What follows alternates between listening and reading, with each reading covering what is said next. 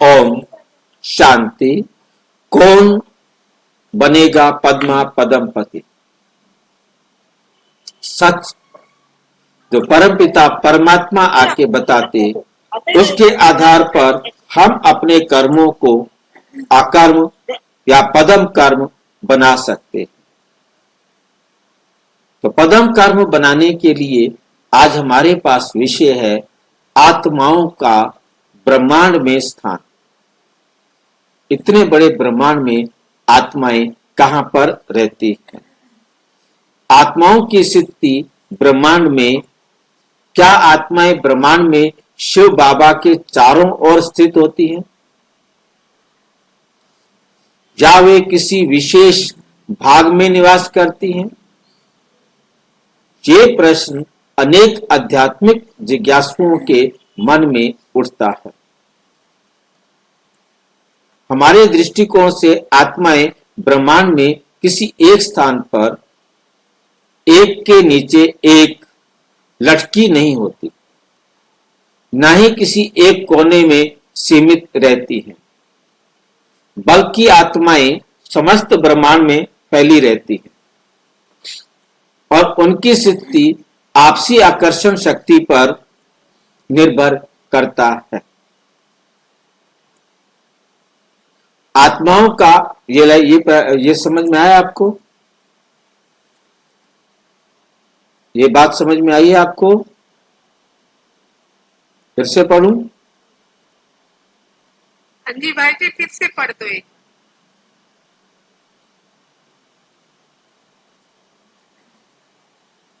हमारे दृष्टिकोण से आत्माएं ब्रह्मांड में किसी एक स्थान पर एक के नीचे एक, जैसे चित्र में दिखाया हमने ना कि आत्माएं लाइन में लगी हुई हैं, एक के नीचे एक लटकी नहीं होती, ना ही किसी एक कोने में ऐसे सीमित रहती हैं, सिमटी पड़ी रहे, बल्कि आत्माएं समस्त ब्रह्मांड में फैली रहती हैं और उनकी स्थिति आपसी आकर्षण शक्ति पर होती है, निर्भर करती है। जैसे सारे ग्रह उपग्रह खड़े हुए हैं, ऐसे आत्माएं भी अपने ही ऊपर खड़ी रहती हैं, उनको कोई आधार की जरूरत नहीं रहती तो जाके कहीं बैठ जाए, एक दूसरे के नीचे लाइन में लगे, नहीं, वो कहीं भी रहे, कहीं भी रह सकती है नहीं। उसके लिए कोई स्थान विशेष का होना जरूरी नहीं है। अब एक आत्मा कहीं भी है, वो उसे ना तो कोई दीवार जाने से रोकती है, ना आने से रोकती है, ना कोई उसे जला सकते, ना उसे गीला कर सकते, ना उसे सुखा सकते, ना उसे काट सकते, कुछ भी तो उसके ऊपर नहीं हो सकता। उसके कारण किसी तत्व पर असर नहीं, किसी तत्व का उसके ऊपर असर नहीं। ये बात स्पष्ट हो गई? आत्माओं का समूहबद्ध, हाँ जी, आत्मा समूहबद्ध करना। हर धर्म, मठ, पंथ और समूह की आत्माएं एक दूसरे के निकट अपने ही समूह में निवास करती हैं। मनुष्य आत्माएं परमात्मा के चारों ओर और उनके पुरुषार्थ अनुसार क्रमबद्ध रूप में स्थित होती हैं। ज्ञान सागर परमात्मा ने आत्माओं और ब्रह्मांड की तुलना आकाश मंडल और तारों से की है।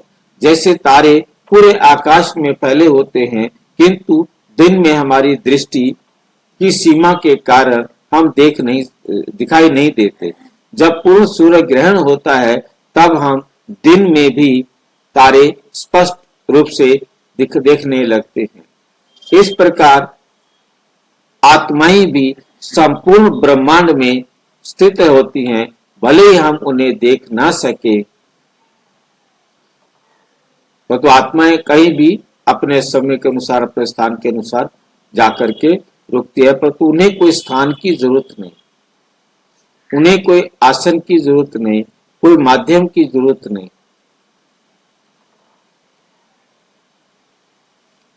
आत्मा अति सूक्ष्म होती है, इसलिए उसे रहने के लिए अधिक स्थान की आवश्यकता नहीं होती। प्रत्येक आत्मा को अपनी पवित्रता और आकर्षण शक्ति होती है, जो उसे अन्य आत्माओं के निकट या दूर बनाए रखती है। इस कारण आत्माएं पूरे ब्रह्मांड में फैलकर रहती हैं और एक दूसरे के साथ चिपक कर नहीं रहती। भाई जी वो पहला लाइन फिर से बोलिए, किस कारण एक साथ नहीं रहती है?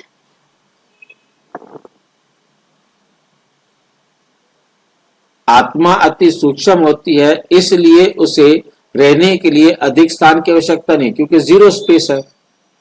प्रत्येक आत्मा की अपनी पवित्रता और आकर्षण शक्ति होती है, चुंबकीय जिसको हम कहते हैं, जो उसे अन्य आत्माओं के निकट या दूर बनाए रखते हैं। जिसके साथ उसका ये सिर्फ जो है ना, ग्रहों के जैसे ग्रह सारे हमारे आकाश में खड़े हैं, ये सारे किस आधार पर खड़े हैं? गुरुत्वाकर्षण, इनका अपना आकर्षण होता है, उस आकर्षण के आधार पर खड़े हो। तो ये लिखने वाले भाई ने उसी आधार पर लिख दिया कि आत्मा कहीं भी रहती है, उसका कोई असर नहीं होता। मतलब ये उसको समझ में नहीं आया, शायद उसने जो लिखना था लिख दिया। तो उसने लिखा कि वो सारे एक दूसरे आकर्षण में, आकर्षण की जरूरत ही नहीं है। वहां पर आत्मा को जिस स्थान पर जाना है वो वहां जाकर स्थिर रहती है और इतनी सूक्ष्म है, अति सूक्ष्म है, और उसका पार्ट जब आता है तो अपना पार्ट ले लेती है, अपने शरीर के अंग ले लेती है। कैसे बनाने हैं वो उन आत्माओं से जो जन्म देने वाले होंगे, वो उनका पार्ट चलेगा। निकट या दूर बनाए रखती है, इस कारण आत्माएं पूरे ब्रह्मांड में फैलकर रहती हैं और एक दूसरे के साथ चिपक कर नहीं। मतलब आत्मा जब अकेली आत्मा कहीं भी रहे, कहीं भी रहे, जहां उसका पार्ट है उसने वहां जाकर रहना है, और वहां से उसने जब जाना है तब वहां से जाना है। तो इसलिए जहां आत्मा ने शरीर ले रखा है, आत्मा सोती है तो आत्मा कहीं भी चली जाती है, पर तो वापस अपने शरीर में टाइम पर आ जाती है। रेयर केस होता है तो वो ना आए। तो हम शिव बाबा के पास सब एक साथ नहीं रहते हैं। आप यदि शिव बाबा के साथ रहो भी तो आपको देखता है वो कोई? आपके साथ बोलता है क्या? आपको डर से मुक्त करता है क्या? वो यहीं से ही भय मुक्त करके जाता है। आप कहीं भी रहो, सारे एक साथ रहो या सारे अलग रहो, उससे कोई फर्क पड़ने वाला तो नहीं है ना। आपका जब पाठ है ना, आपने उस टाइम पाठ में आ जाना है। साथ में हो तो ना तो चाय पिलाता, ना चॉकलेट खिलाता, ना रोटी खिलाता, ना कोई बात करता, ना कोई कहानी सुनाता, ना कुछ कहता कि कैसे सुधर सकते हो, सुधर जाओ। साथ रहने का फायदा तो तब है जब कुछ करे, कुछ करता तो है ही नहीं ना। परम धाम में आत्माओं की स्थिति, जब आत्माएं अपना अपना नाटक का पार्ट निभाकर परम धाम लौटती हैं तो वो अपने अपने स्थान पर क्रमबद्ध रूप से स्थित हो जाती है। प्रत्येक आत्मा अपने धर्म अनुसार अपने स्थान पर खड़ी होती है और फिर क्रमबद्ध रूप से नीचे आकर जन्म लेती है। निराकारी दुनिया में आत्माओं के लिए स्थान की न्यूनतम आवश्यकता है, बहुत कम से कम आवश्यकता होती है। इसलिए इसे प्रतीकात्मक रूप में चित्रों में दर्शाया जाता है।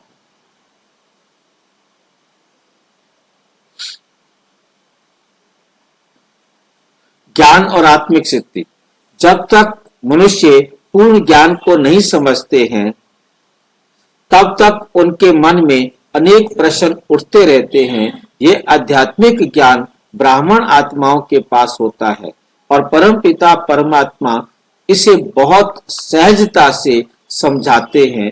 आत्माओं की स्थिति और उनके ब्रह्मांड में स्थान को जानना आध्यात्मिक जागृति के मार्ग में एक महत्वपूर्ण कदम, एक महत्वपूर्ण कदम है। साकार बाबा ने 16 अप्रैल 2008 को रिवाइज मुरली में कहा, हर आत्मा अपनी अपनी जगह पर जाकर खड़ी रहेंगी।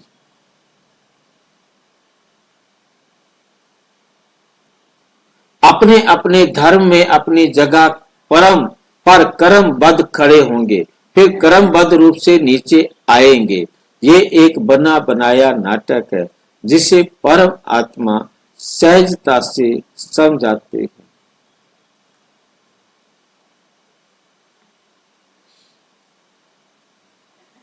भाई जी कर्म व्रत माना क्या है? नंबरवार अच्छा, क्रम संख्या होती है ना,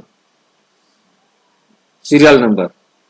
ये एक बना बनाया नाटक है जिसे परमात्मा सहजता से समझाते हैं। सिर्फ समझाने के लिए बना बनाया नाटक है, ये बताते हैं। अच्छा, ओम शांति।